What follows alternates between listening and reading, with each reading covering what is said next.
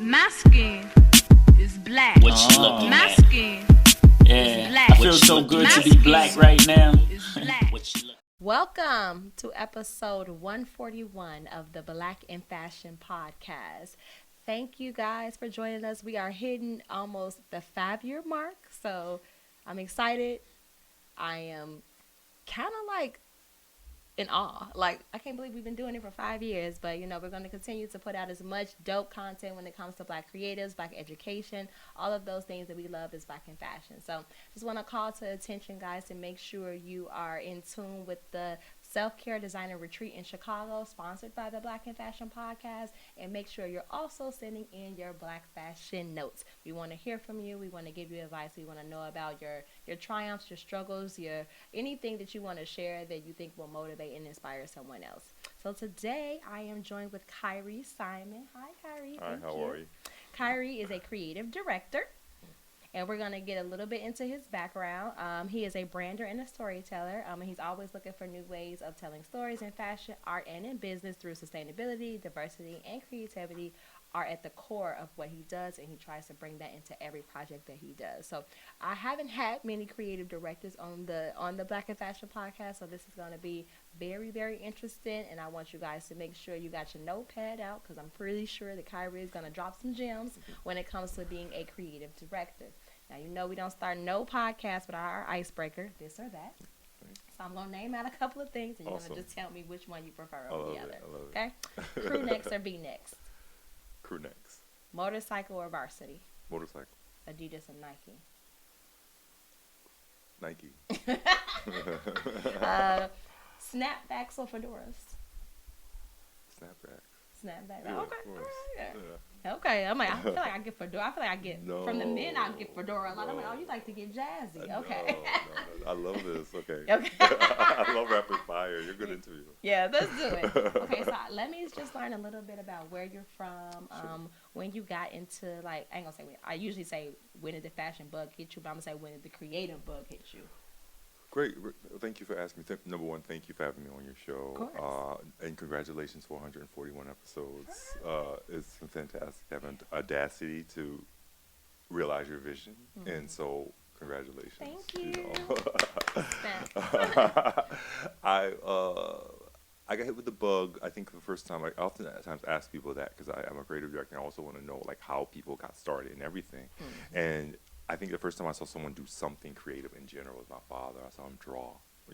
My father was a doctor, and creativity wasn't, in a sense, the forefront in our household. But my father drew a horse one time when I was a child, and it was like a magic trick. Mm-hmm. And I thought that was the way to get closer to him, is learning how to draw. And he and I had that knack in the household of being drawing. So my parents pushed me into art classes as a child, and then. Pretty soon after that, I started, getting plugged into like the MTV era of television and seeing music videos, and that opened up a new world of creativity in places outside of the suburbs that I looked at as cool, and I couldn't describe it. It was like looking at a picture that was out of focus, and I just wanted to dive in there and figure out how to focus it. Mm-hmm. And so that's when I just figured out any way I could kind of just get into being creative. So I thought at one time I was modeling, one time I was trying to style, one time I did windows, Visual merchandising? Yeah, merchandising, also the front, the windows, the department stores. Oh, yeah, visual merchandising. Yeah, all that stuff, like the mannequins and stuff like that, even photography, anything. And so I just kind of said, okay, what is like an overarching world that could belong to, and it became creative direction. Even like with graphic design, I taught myself all the designs because I just decided, okay, I have to do something.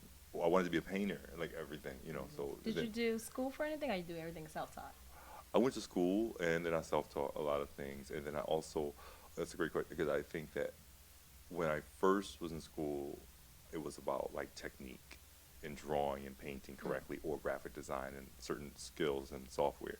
But Adobe Illustrator. Yeah. But I taught myself all of that, I just did trial and error.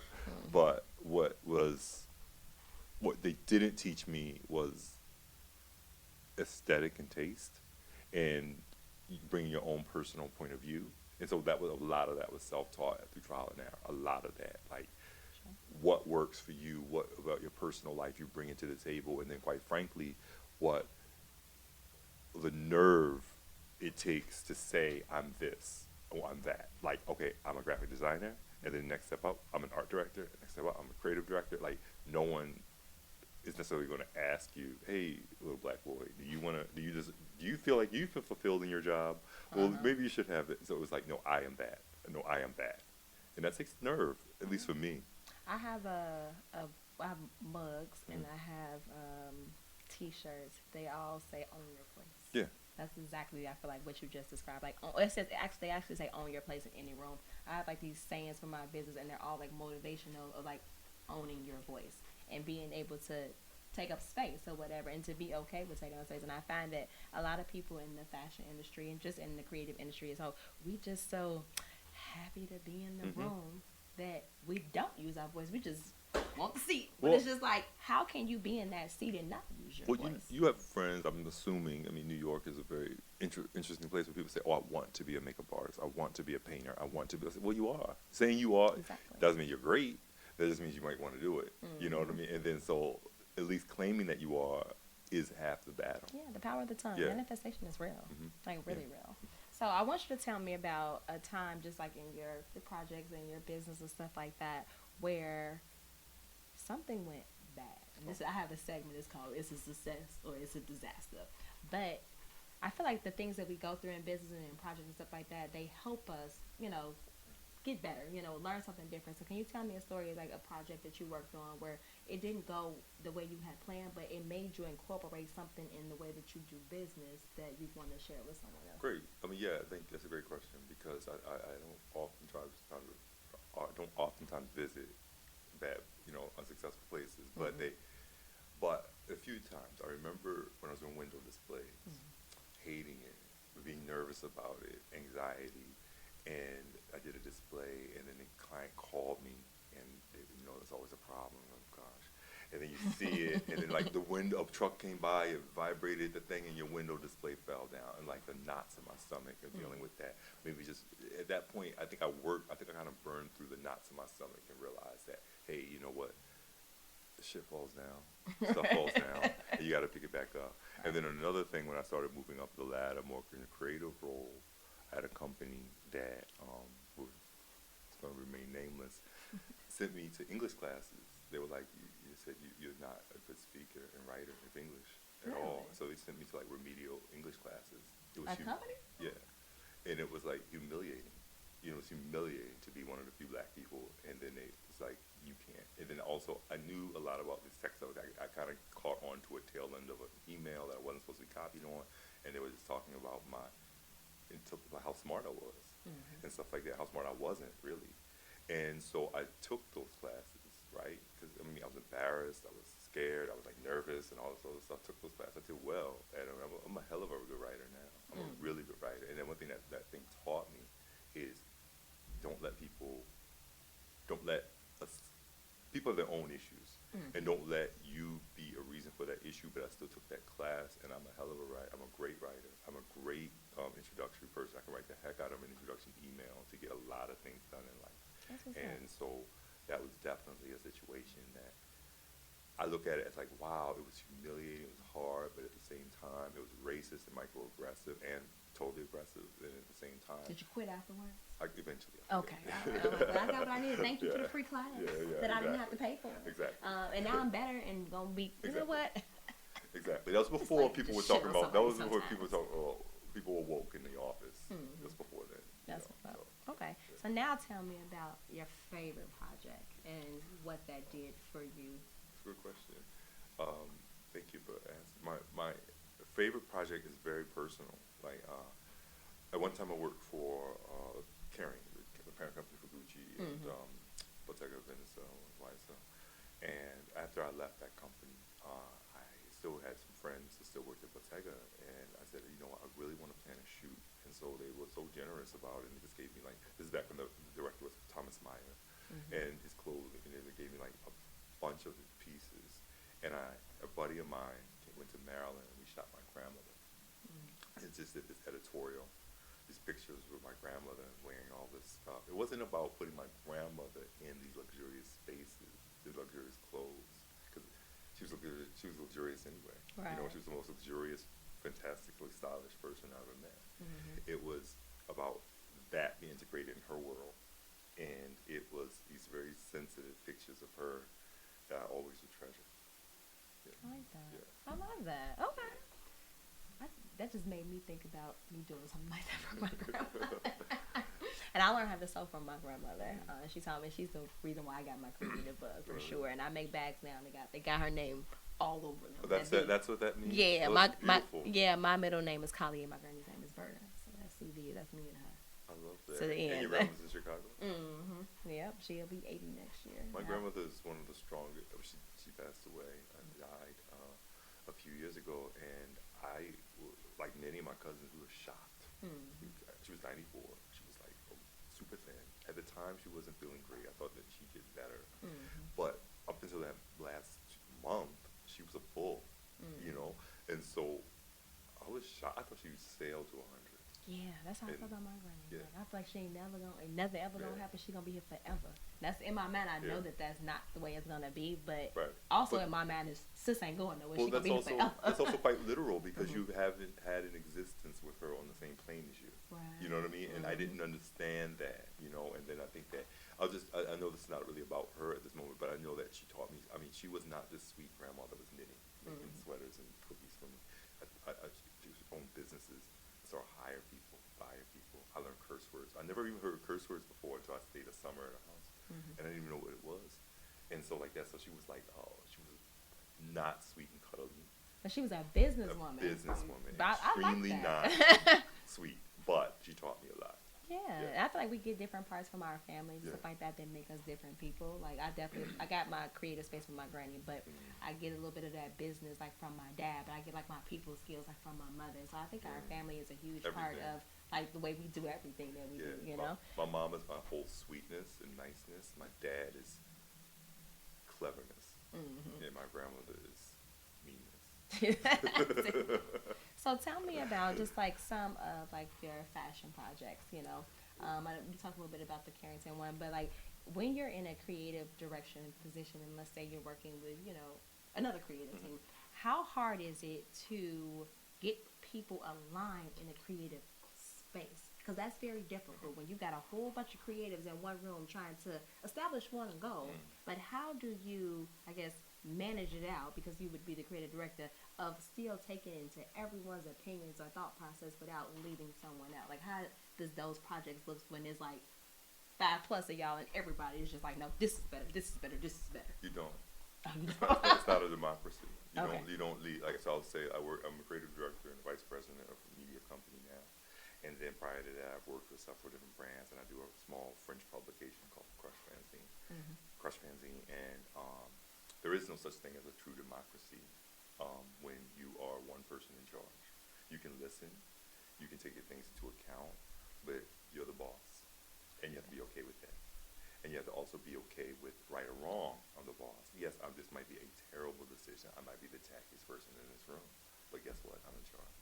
And guess what? You know, and that's tough because we all deal with that because we all want to be nice. We all usually want to be a nicer person, but then you have to, in a certain sense, cut it off because otherwise you realize you've been talking for too long.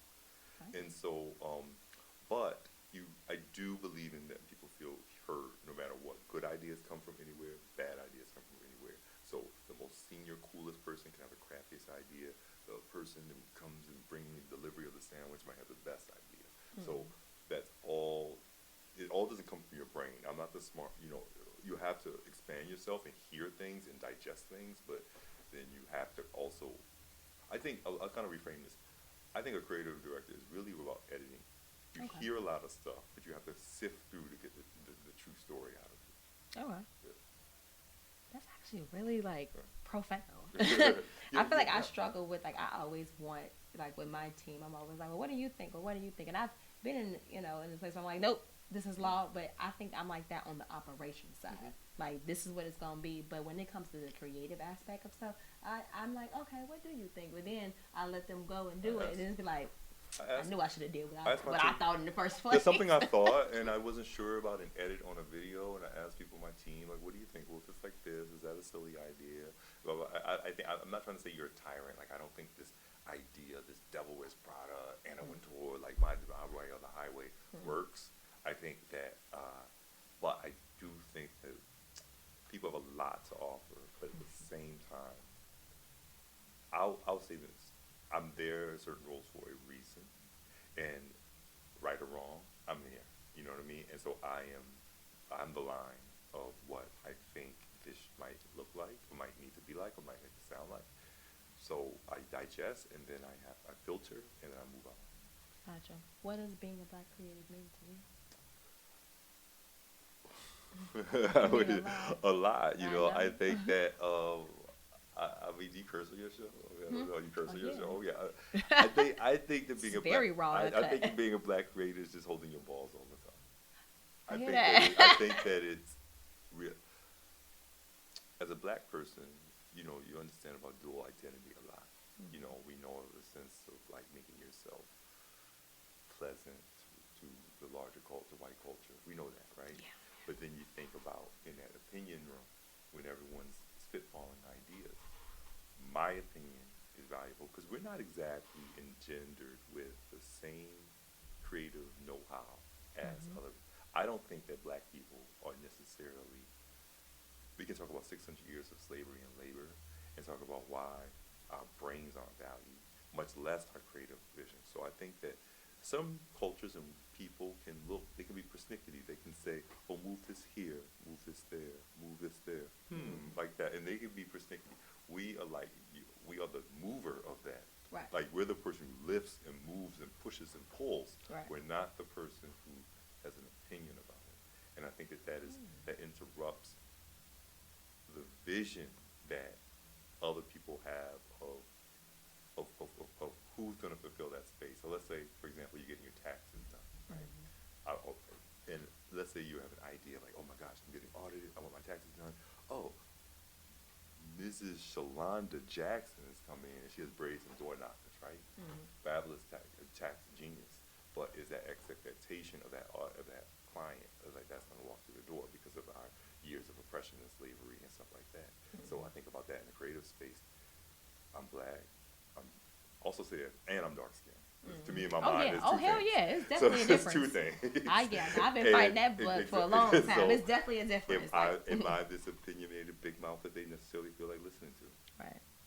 That's it. Yeah, I literally have had situations with like certain clients and stuff like that where I would say one thing, but then like one of my employees would say different. One of my fairer skin, and I'm just like, I just said that, but I guess when I say it, I'm aggressive or I'm rude in some way, and I've heard that before, and I was just like, no, I'm transparent, and I speak with bass in my voice, but I speak through my confidence. This is how I talk.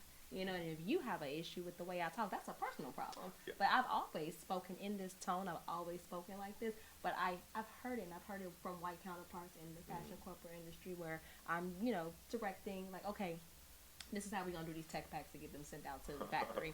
And I had a white counterpart tell me that. Like, she was just like, oh, like, you're super aggressive. I'm like, because I'm telling you to do your job? Right. That's aggressive? Well, like, it depends. I'm a lot more of I try to understand why people, I don't have all day, but at the same time, I start to speak really clearly with people about stuff. About, you know, I always think people are grown and they want to do the best. That's what I think, which is probably naive. But I think that I say to people, you know what? Why is this? You know, like, you know, I don't phrase it. I don't. Let's say you're late for something. I don't even think that should be a conversation about why is it late. All it is it's 8 o'clock. I need it. Well, what is there to talk about? We already established the time that was due. What is there really to talk? I don't understand. I've never been late on an assignment my entire career, so I don't quite understand why you are.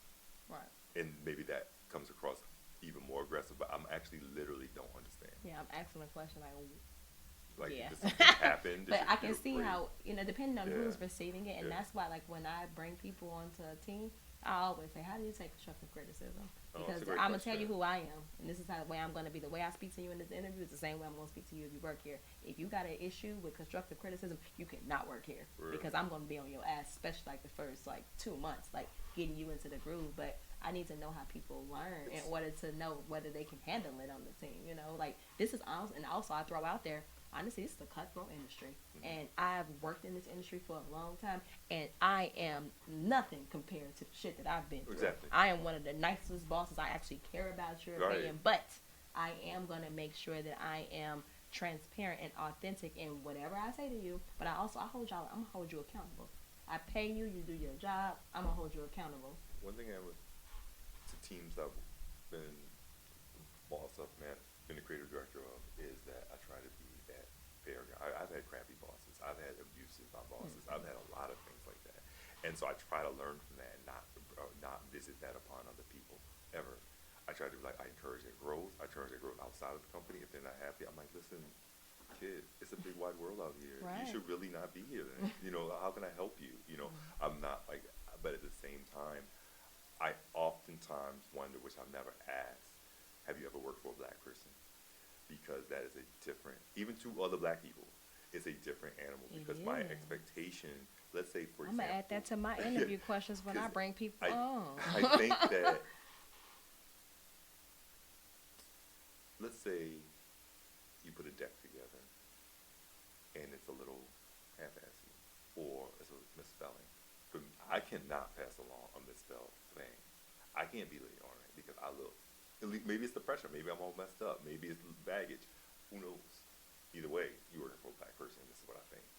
And so I think that makes this our engagement a little bit more familiar. Like I'm very I think I can be very familiar, but also don't be thinking we're homies.